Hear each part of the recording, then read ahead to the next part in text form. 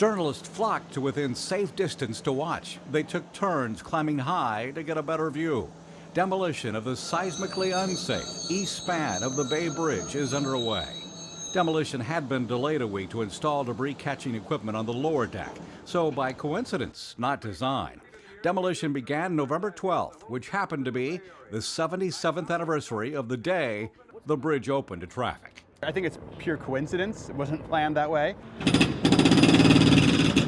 So what they've done is they've removed the top layer of asphalt from the upper deck, about a couple of inches, and then the first real work, the work that's starting today, is the beginning of removal of 1,400 feet of the upper deck between Pier E2 and Pier E3. That's basically what the points are.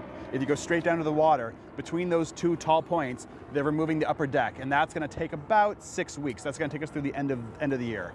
The $239 million project will be split into 3 parts to encourage competition to keep the cost down.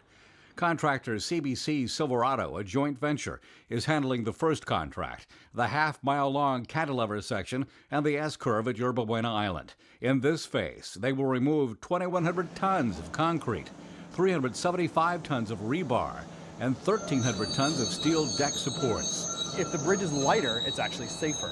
So at a certain point, when they start to remove the bottom deck, they're actually going to replace parts of the bottom deck with timber that equipment will sit on, because then their equipment can be heavier because the deck is lighter. It's made of timber, not concrete and rebar.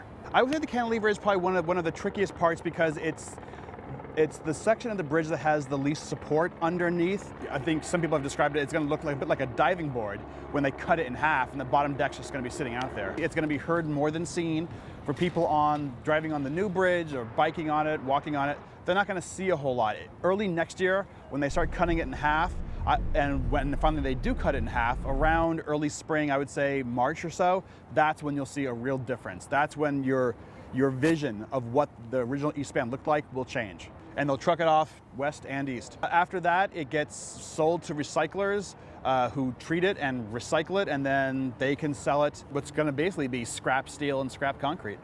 On the Bay Bridge, Mark Jones reporting.